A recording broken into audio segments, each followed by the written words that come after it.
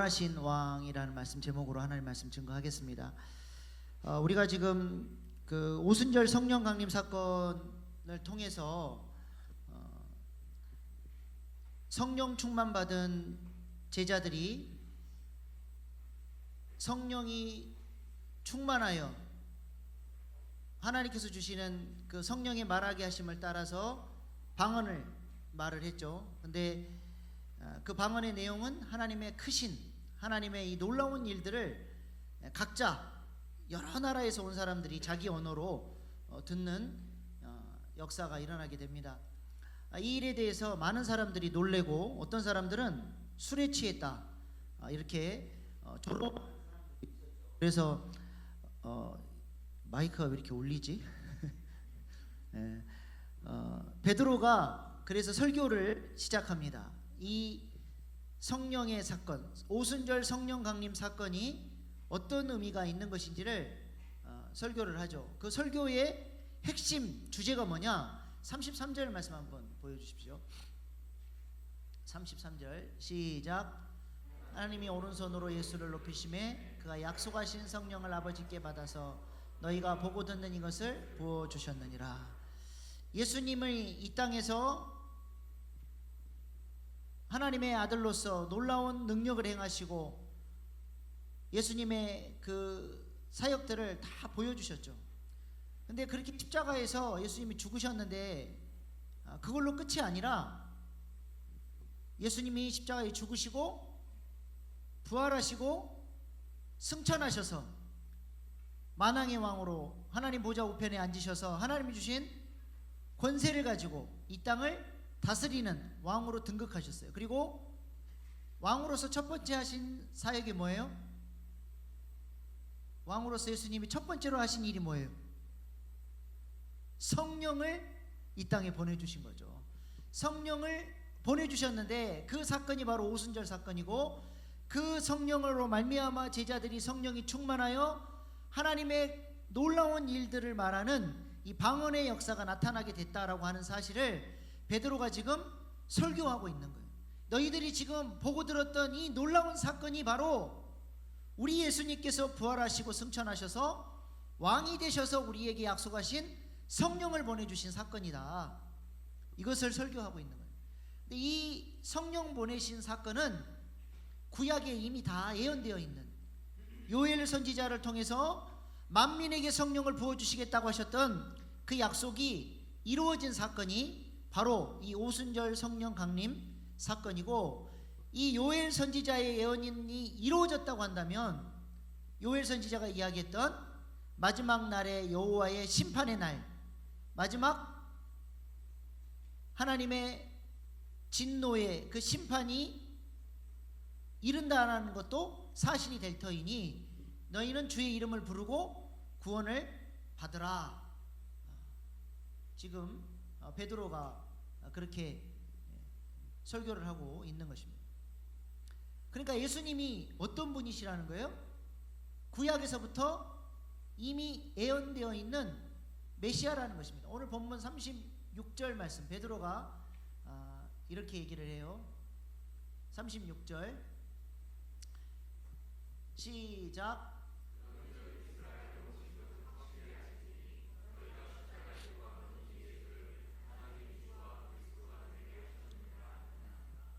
유대인들이 십자가에 못 박은 예수가 그렇게 끝나버린 게 아니라 하나님이 어떻게 하셨어요? 살려내시고 주 만왕의 왕으로 주님으로 보좌에 앉으셨을 뿐만 아니라 그가 그리스도라는 말이 무슨 뜻이에요? 그리스도.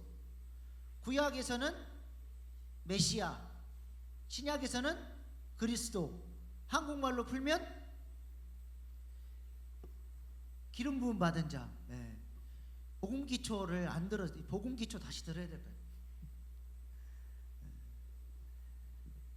예수님이 메시아로서 구약에 예언되어 있던 그 메시아가 바로 예수님이고 그분이 그리스도라는 거예요. 구약의 이 메시아는 어떻게 예언되어 있죠? 세 가지로 예언되어 있어요.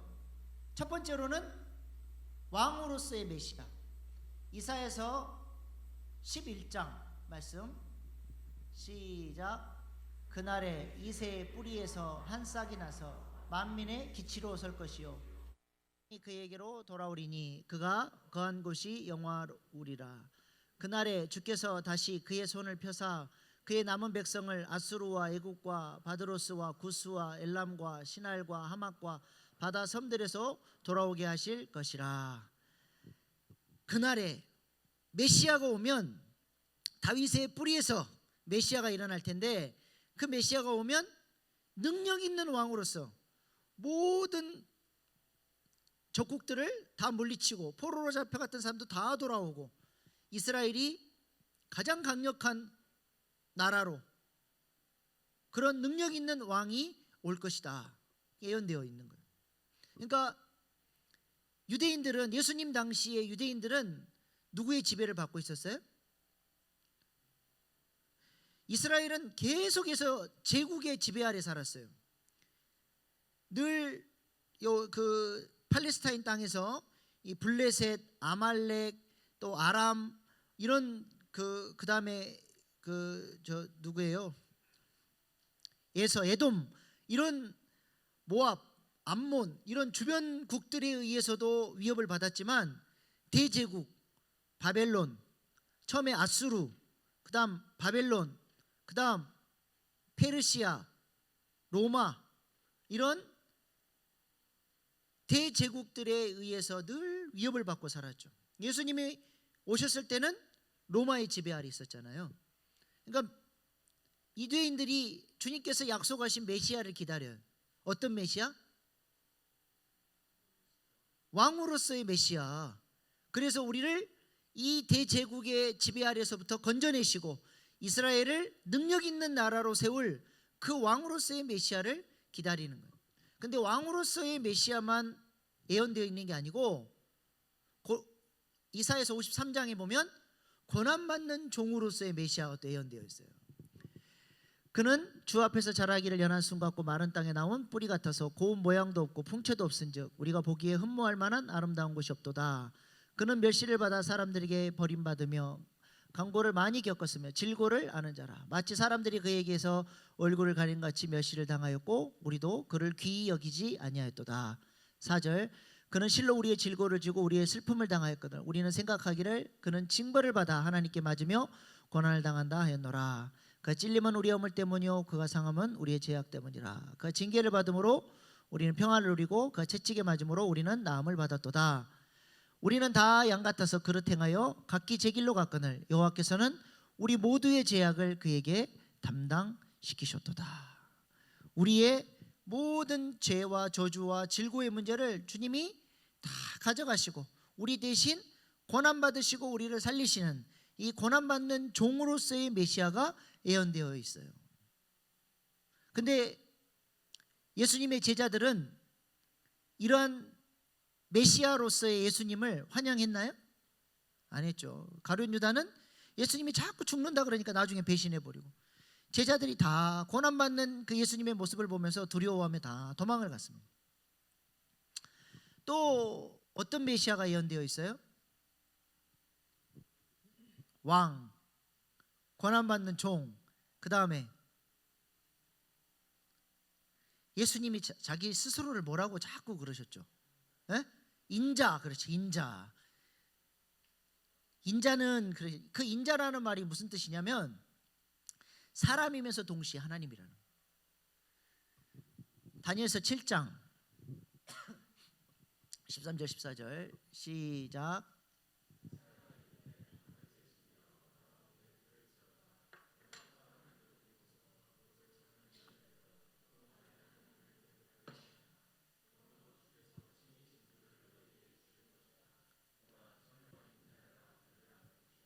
그의 이름을 임마누엘이라 하리라. 사람이면서 동시에 하나님이신, 그래서 성령으로, 사람이 아니니까 성령으로 잉태가 돼서 태어나는데 육신으로 태어나서 사람이잖아요. 사람이면서 동시에 하나님의 아들이신 인자로서의 메시아. 근데 제자들도 그렇고 유대인들도 그렇고 전부 다 한 가지 메시아상만 원했죠. 왕으로서의 메시아만 그들이 원했던 거예요. 그런데 우리 예수님은 공생 기간 동안에 어떤 메시아로서 사역을 하셨어요? 인자로서의 메시아와 고난받는 종으로서의 사역들을 하셨죠. 물론 왕으로서의 권세도 있었지만 이 두 가지가 핵심적인 사역이고, 왕으로서의 본격적인 왕으로서의 메시아의 사역은 언제 이루어진 거예요? 네? 부활 승천하시고 하나님 보좌 우편에 앉으셨을 때, 그때부터 왕으로서의 본격적인 사역을 하셨던 거예요. 그래서 우리가 이 예수님이 이렇게 다양한 모습으로 오셨다는 걸 알아야 돼요. 그래서 오늘 본문 22절 한번 보세요. 22절. 여러분 성경 준비가 됐구나. 네, 22절 보시면 저 모습은 어떤 메시아로서의 모습이에요? 22절은 전능하신 능력을 가지고 우리를 구원해 주시는, 우리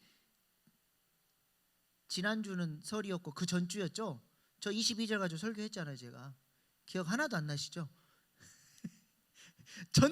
전능하신 예수님의 그 우리를 구원하시는 그 능력, 저거는 인자로서의 모습이죠. 인자로서의 메시아, 사람이면서 동시에 하나님의 아들로서의 권세를 가지고 이 땅에서 수많은 사람들을 살려내고 하나님 나라를 증거하는 사역들을 하셨죠. 23절은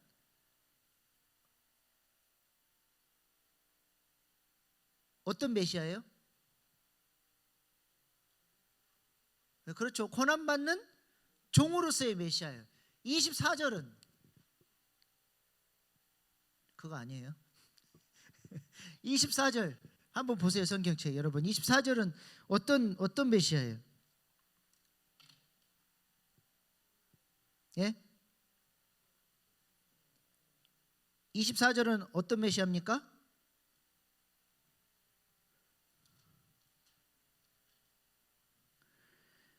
사망의 고통에서 풀어 살리셨으니 이는 그가 사망에 매여 있을 수 없습니다. 무슨 말이에요? 부활하셨다는 거잖아요.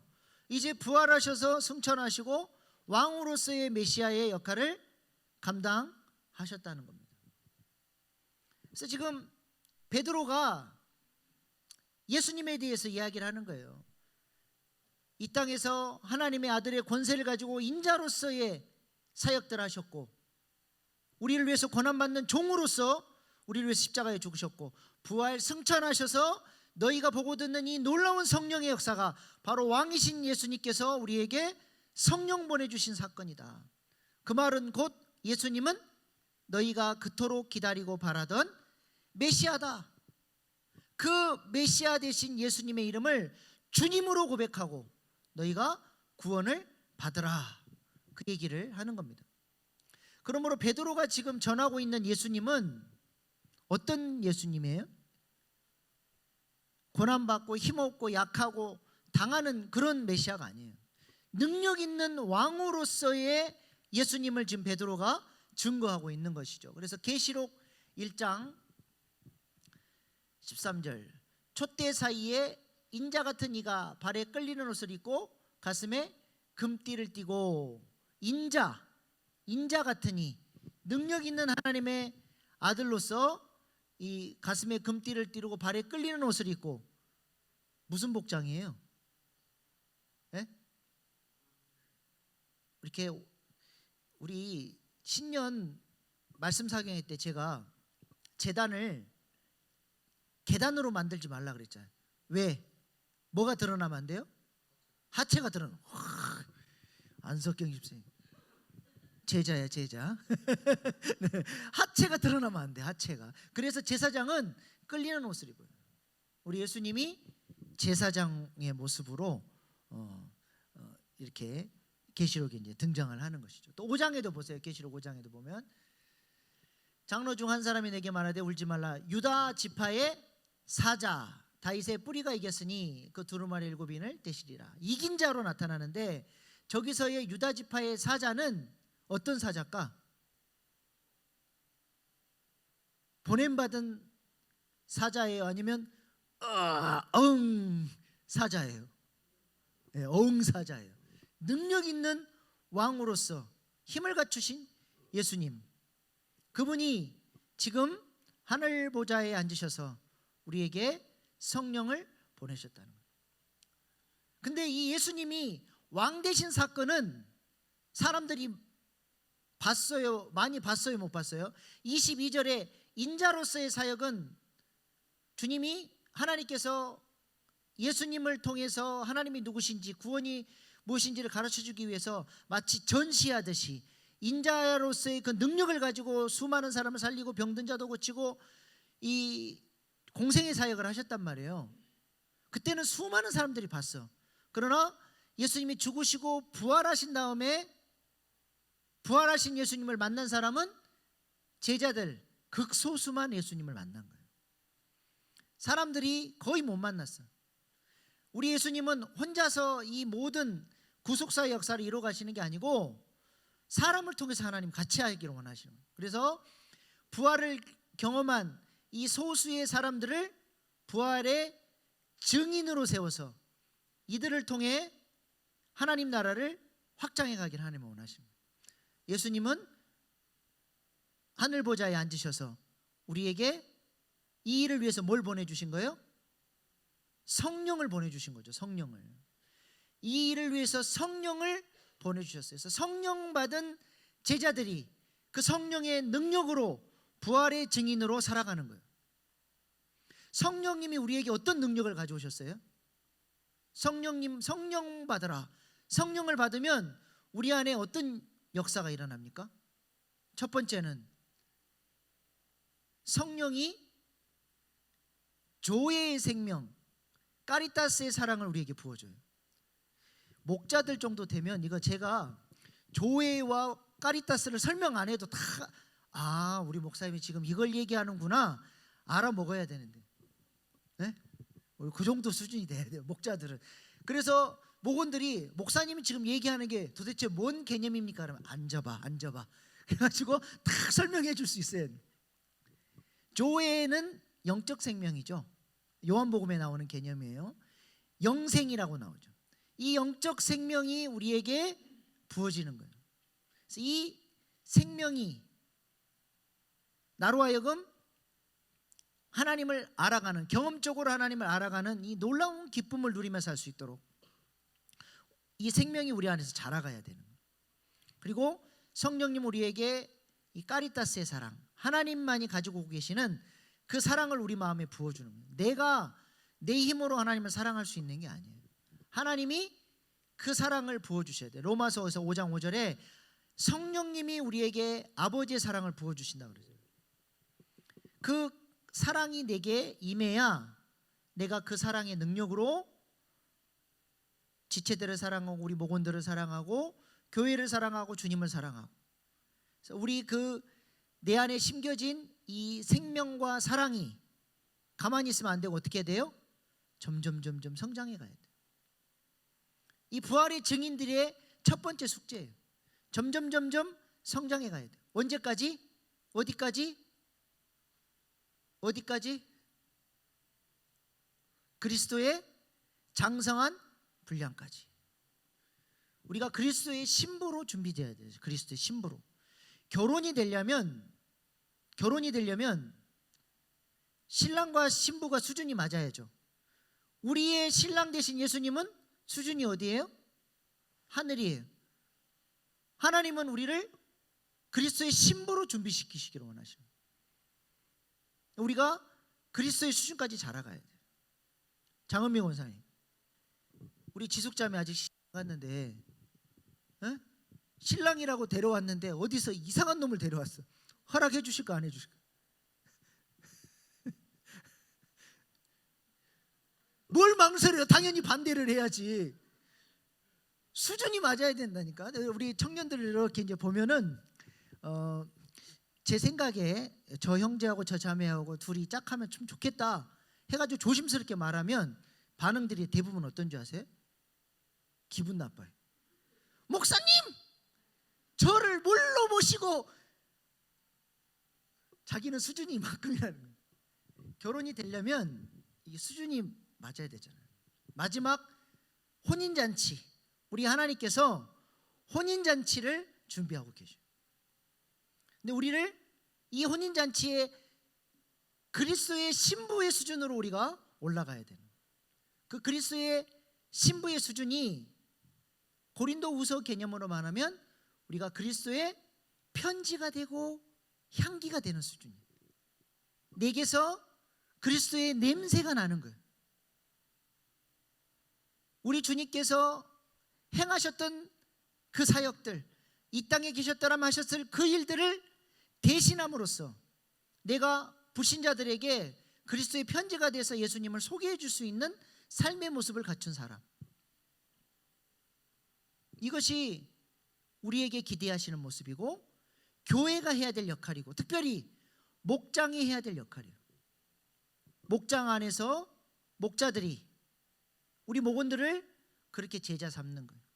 그리스도의 편지로 향기로 성장해 갈 수 있도록 내가 받은 하나님의 사랑, 내게 주신 그 은혜, 그 은혜가 자라서 열매 맺고 그것을 내가 우리 목원들에게 나눠줄 수 있어요. 전달해야 돼요. 그래서 오늘 같은 날도 하나님께서 목장의 영적인 아비로 목자들을 세워놨잖아요. 그러면 혼자 딸랑 성경책 들고 오는 게 아니라 은혜가 필요한 우리 목원들, 기도가 필요한 우리 목원들, 저 사람은 하나님 앞에 엎드려서 기도해야만 저 문제가 해결되는데 그걸 모르고 헷갈리고 교회는 다닌다고 하면서 전혀 예수 그리스도의 능력을 경험하지 못하고 살아가고 전혀 성장하지 못하고 있는 우리 목원들, 전화해서 집사님 우리 기도해야지, 같이 갑시다. 우리 같이 가서 예배하고 나 집사님 위해서 기도할게, 우리 같이 기도합시다. 그렇게 데리고 나와야 돼요. 그게 아비의 마음, 하나님의 사랑이 내 마음에 부어진 사람이 그렇게 우리 목원들을 향해서 그렇게 사랑의 마음으로 섬기게 되는 거예요. 그래서 우리 목장이 그 작은 자가 천을 이루는 그 생명이 생육하고 번성하고 충만해지는 거예요. 여기 부목자님들 몇 분이나 오셨나요? 부목자님들 손 한번 들어보세요. 부목자님 4분, 5분. 부목자님들 아주 옆에 끼고 다니세요. 팔짱 끼고. 내가 하는 목자의 수준으로 우리 부목자를 내가 키워야 돼요. 가장 첫 번째 우선순위. 그래서 우리 목장이 생육하고 번성하고 충만해지면 바로 우리 부목자가 영혼들을 데리고 분가하는 거예요. 목장 안에서 이런 이 살아있는 번식의 역사가 나와야 돼요. 그것을 여러분이 비전으로 품고 기도하실 수 있기를 소망합니다. 또 목장 안에서 부활의 증인으로 우리가 살아야 되는 두 번째 목표가 뭐냐? 성령의 능력으로 우리가 무장해서 죄와 사망 권세를 이길 수 있어야 됩니다. 로마서 8장 말씀 한번 보여주세요. 우리에게 오신 성령이 어떤 능력을 가지고 계시냐? 예수를 죽은 자 가운데 살리신 이의 영이 너희 안에 거하시면 그리스도 예수를 죽은 자 가운데 살리는 이가 너희 안에 거하시는 그의 영으로 말미암아 너희 죽을 몸도 살리시리라. 자, 뭘 얘기해요? 예수님이 어떻게 부활하셨어요? 성령님이 가셔서 영적 생명을 주셔서 죽어있는 예수님을 살려내셨죠. 예수님을 죽은 자 가운데 살리신 그 놀라운 능력이 우리 가운데 지금 왔다는 거예요. 죄와 사망 권세를 이기는 능력이 지금 이미 우리 가운데 성령을 통해서 부어졌다는 거예요. 믿음을 가지고 내게 주신 이 성령의 능력과 권세를 믿고 영적 전쟁해야 돼. 우리 가정이 하나님 나라로 회복될 수 있도록, 우리 목장이 하나님 나라의 이 놀라운 기쁨과 복을 경험할 수 있도록 싸워야 되는 거예요. 제가 예전에 한번 얘기했는데 그 유학 시절에 이렇게 여러 교회를 탐방하면서 그 하베스트 락 철치라고 그 파사디나라고 하는 LA 근교의 도시가 있어요. 거기에 교회를 방문했다가 정말 인상 깊은 모습을 봤어요. 저는 매주 우리 교회 안에 이런 모습이 있기를 소망합니다. 예배 시간의 중간에 간증하는 시간이 있어요. 누구든지 나와서 간증을 하는, 나와서 브레이크트루 했던 역사. 이 브레이크트루가 우리나라 말로 바꾸면 돌파, 성경적 용어로 말하면 형통이에요. 문제가 있고 어려움이 있었는데 그것을 복음의 능력으로, 성령의 능력으로 돌파하고 그 문제를 뛰어넘는 형통의 역사가 나타나는 거죠. 나와서 자신의 경제적인 문제, 가정의 문제, 관계의 문제, 건강의 문제, 여러 가지 문제들을 그때마다 나와서 누구와 함께 기도해서 이 문제를 돌파했고 승리했습니다라고 간증하는 모습을 제가 보면서 교회 안에는 반드시 저런 모습이 나와야 됩니다.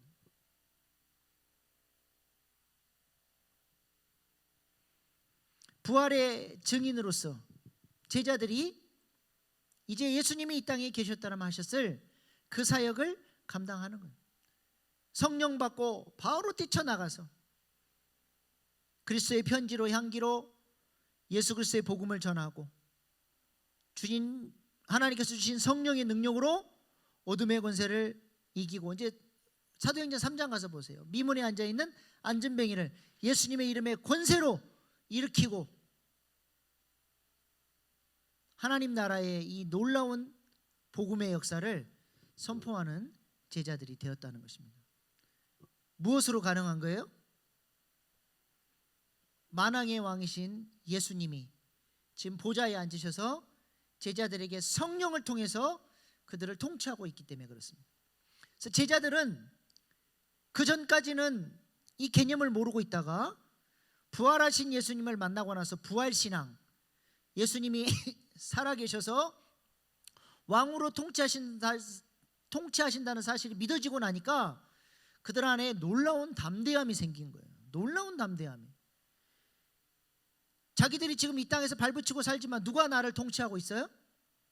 눈에 보이는 정치 지도자들이 나를 통치하는 게 아니라 만왕의 왕이신 예수님이 지금 나를 성령을 통해서 통치하고 계신다는 사실이 믿어지니까 너무너무 담대해지는 거예요. 이제는 정치 지도자들을 두려워하지 않습니다.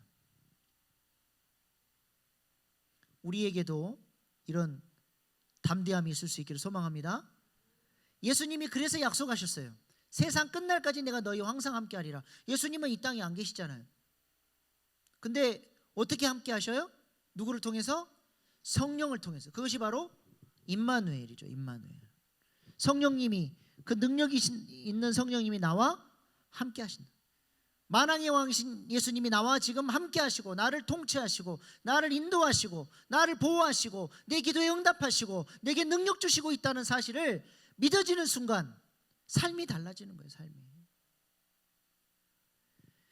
제 동생은 제가 고등학교 갔는데 제 고등학교를 따라오고, 심지어는 제가 군대를 갔는데 우리 자대까지 따라왔어요. 신기하죠. 뭐 누가 이렇게 어떻게 한 것도 아닌데 그리고 왔어요. 그러니까 제 동생이 혜택을 진짜 많이 봤어요. 제가 말년병장에 우리 제 동생 2등병이었으니까 또 흔히 또 저를 아는 사람들이 동생을 이뻐해 주고, 제가 고3 때 제 동생이 고1로 이렇게 온 거예요. 그래서 제 친구들이 제 동생이 보고 싶다고 제가 고3 때 우리 동생 반에 이제 놀러 갔어요. 이렇게 우리 동생도 소개해주고 하려고 갔는데 가서 딱 보니까 어떤 놈하고 이렇게 싸우려고 막 시비가 붙었어. 그래서 이제 우리가 가가지고 형들이 싸우지 마라, 착하게 지내라. 그리고 이제 올라왔어요. 한 고등학교 우리 반으로 이제 올라오고 있는데 한 친구가 그러는 거예요. 강민아, 다시 가보자. 왜? 그랬더니 이놈들 다시 싸울 것 같다. 그래서 돌아서서 다시 내려갔어요. 아니나 다를까 막 주먹질을 하고 있는데 저희가 이제 복도에서 이렇게 쳐다보잖아요. 제 동생은 등지고 싸우고 있고 제 동생과 싸우는 친구는 복도를 마주보고 싸우다가 바깥에서 형들이 쳐다보고 있으니까 갑자기 얘가 싸우다가 손을 내려버리고 제 동생은 막 신나게 때리는. 누가 있으니까 뒤에? 형이 있으니까. 임마누엘. 우리 주님이 우리와 함께 하셔서 우리를 통해서 하나님 나라를 확장하시고 영혼들을 구하고 우리가 죄와 사망의 지배 아래 더 이상 살지 않도록 우리를 건져내시겠다는 거예요. 다윗이 이 고백을 했잖아요. 누구의 목전에서? 원수의 목전에서 내게 상을 차려주시고, 하나님이 원수들이 보는 앞에서 다윗 내 새끼야 많이 먹어라 상을 차려주셨다. 그러니까 원수들이 다윗을 죽이고 싶어도 건드릴 수 있어요, 없어요? 다윗 빼기 대신 하나님이 무서워서 다윗을 건들 수가 없는 거예요. 여러분, 제가 오늘 낮에 윤석열 대통령이 불러가지고 청와대에 갔는데, 목사님 많이 드십시오. 목사님을 통해서 제가 이 나라에 꼭 할 일이 있습니다 하면서 저를 특별 대우해줬다. 사실이 제가 청와대 갔다 온 줄 알고 제가 만약에 그랬다 그래봐요. 그러면은 여러분들이 저를 보는 눈이 어떻게 될까요? 달라지겠죠. 누가 내 백이 되냐, 누가 나를 돕느냐, 누가 나를 특별하게 생각하느냐, 이게 아주 중요한 것입니다. 우리 만왕의 왕이신 예수님께서 임마누엘 되셔서 우리에게 성령을 통해서 아버지의 사랑도 부어주시고 능력도 부어주셔서 우리를 통해서 이 일을 이뤄가시기를 원하신다는 거예요. 베드로는 그 부활의 증인으로서 수많은 유대인들에게 이 하나님 나라의 복음, 예수가 왕이 되셨다라고 하는 이 복음을 증거하고 있는 것이죠. 그래서 그들도 예수님을 누구로 만나도록? 주님으로 만나도록. 그래서 그들도 구원받고 하나님의 교회의 몸된 교인으로서 이 하나님 나라의 증인으로, 부활 증인으로 살아갈 수 있도록 베드로가 이 사역을 감당하고 있는 것입니다. 우리 이 목장이 그렇게 능력 있는 부활의 증인으로 서서 그 작은 자가 천을, 그 약한 자가 강국을 이뤄내는 그런 귀한 목장들 될 수 있기를 축복합니다. 기도하겠습니다. 오늘 주신 말씀 붙들고 우리 기도할 때에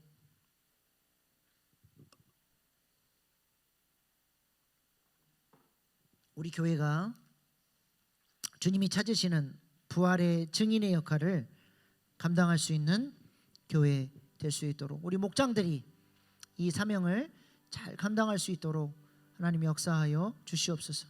성령을 통해서 우리에게 아버지의 사랑을 충만하게 부어주셔서 우리가 그리스도의 편지로 향기로 자라가게 하시고, 그 생명이 생육하고 번성하여 그 작은 자가 천을 이루는 능력 있는 교회로 설 수 있도록 하나님이 역사하시고, 죄와 사망 권세를 깨트리고 모든 어둠의 문제들을 이겨나가는 간증 있는 그런 목장으로 서갈 수 있도록 하나님이 역사하여 주시옵소서.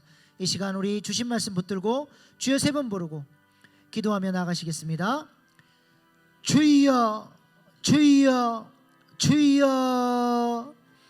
하나님 아버지, 우리를 목장 리더로 불러주시고 하나님 영혼을 책임진 하나님의 사람들로 불러주셔서 하나님 부활의 증인으로 살아갈 수 있도록 인도하시니 감사합니다. 하나님 오늘 이 밤에도 우리를 불러주셔서 하나님 우리가 기도하면 하나님 우리를 새롭게 하여 주십시오. 주님 그 사랑으로 충만케 채워주셔서 그리스도의 편지로 향기로 서게 하시고 여호와의 군대로 일어설 수 있도록 인도하여 주셔서 그 약한 자가 강국을 이루는 자 되어지게 하여 주시옵소서. 하나님 기름 주십시오.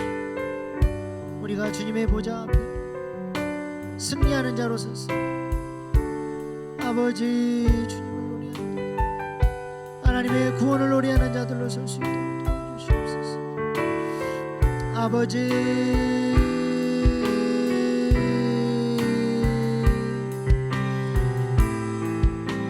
아버지,